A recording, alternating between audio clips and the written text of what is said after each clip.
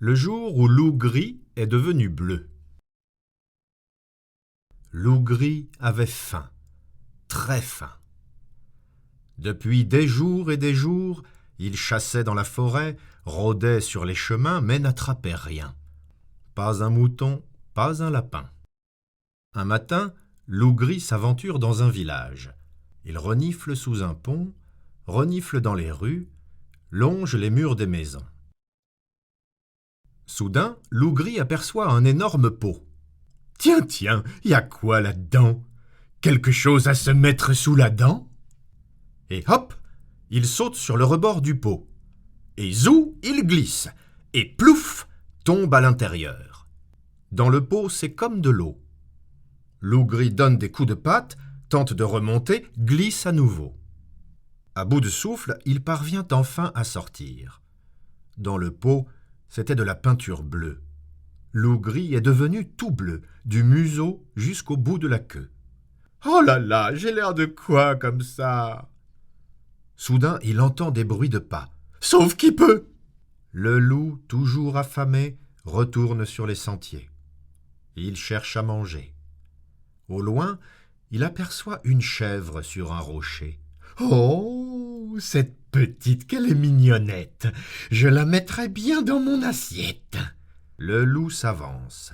La chèvre ouvre grand les yeux, observe l'étrange animal bleu. « Tu es un loup ou tu es pas un loup ?»« Mais enfin, demoiselle Biquette, t'as déjà vu un loup bleu ?»« Non, » répond la chèvre. « Alors détends-toi, » dit le loup. « Tout va bien, tranquillou. On est pareil, on a les mêmes goûts. Moi aussi, j'adore manger de l'herbe. Approche, je vais te confier un secret. Je connais un super endroit dans la forêt où pousse l'herbe la plus tendre du pays. Viens avec moi, ma jolie. » Les voilà partis tous les deux.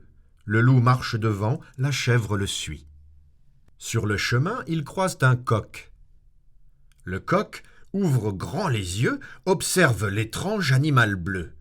« T'es un loup ou t'es pas un loup ?»« Franchement, Coco la crête, t'as déjà vu un loup bleu ?»« Non, ça n'existe pas, » répond le coq. « Tu vois bien, » dit le loup, « tu risques rien. No problemo, Coco. Moi aussi, j'adore manger du maïs. Et tu sais quoi? Je connais un super endroit dans la forêt où pousse le maïs le plus savoureux du pays. Allez, je t'emmène dans ce petit coin de paradis. Viens avec nous, mon frère. » Les voilà partis tous les trois. Le loup marche devant, la chèvre le suit, le coq est derrière. Plus tard, ils rencontrent un âne. L'âne ouvre grand les yeux, observe l'étrange animal bleu.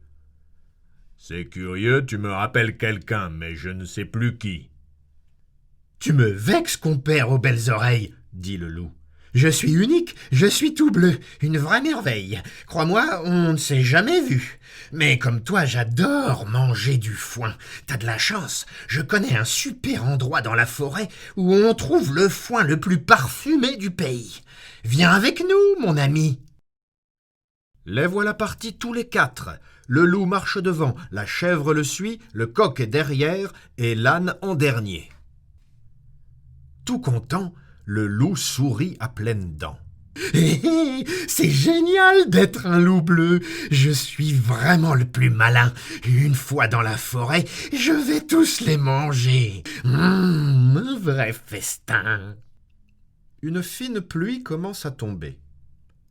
La chèvre voit de la peinture dégouliner peu à peu du pelage de l'animal bleu. Aussitôt, la chèvre comprend tout. « C'est le loup! C'est le loup !» Vite, elle bondit et s'enfuit. Surpris, le loup s'arrête. « Tiens, pourquoi Biquette s'est-elle enfuie? Bon, il m'en reste encore 2 à croquer. » Le loup dit au coq et à l'âne. « Mes amis, Biquette est partie. Tant pis pour elle. Allons-y, continuons notre chemin. La forêt n'est plus très loin. » Ils repartent l'un derrière l'autre, le loup, le coq et l'âne. La pluie tombe de plus en plus fort. Le coq regarde devant lui. L'animal bleu est à moitié gris. Aussitôt, le coq comprend tout. « C'est le loup ! Ouh! Vite, il bat des ailes et disparaît dans les buissons. Étonné, le loup s'arrête une nouvelle fois. Il a perdu la tête, Coco la crête. Il ne m'en reste plus qu'un à croquer. Quelle misère! L'orage éclate. La pluie tombe à grosses gouttes. Elle a bientôt effacé toute trace de peinture. À son tour, l'âne comprend tout. « C'est le loup !»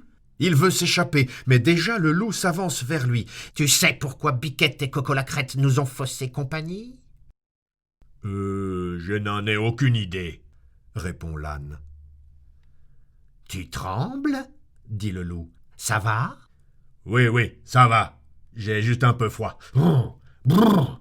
Attention, derrière toi !» Le loup sursaute et se retourne. Personne à l'horizon. Mais dans son dos, un bruit de sabots. C'est l'âne qui se sauve.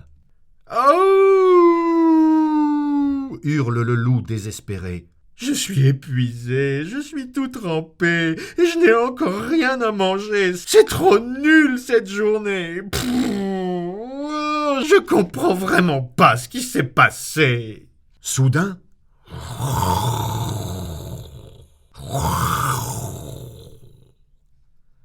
un ours énorme apparaît sur le chemin. Le loup recule. Bonjour, monsieur. Vous êtes sacrément costaud. Vous habitez par ici? Je t'en pose des questions, grogne l'ours. Non, je vous demandais ça juste pour faire connaissance. Je me présente, je suis l'animal bleu. Ouais, bien sûr, dit l'ours.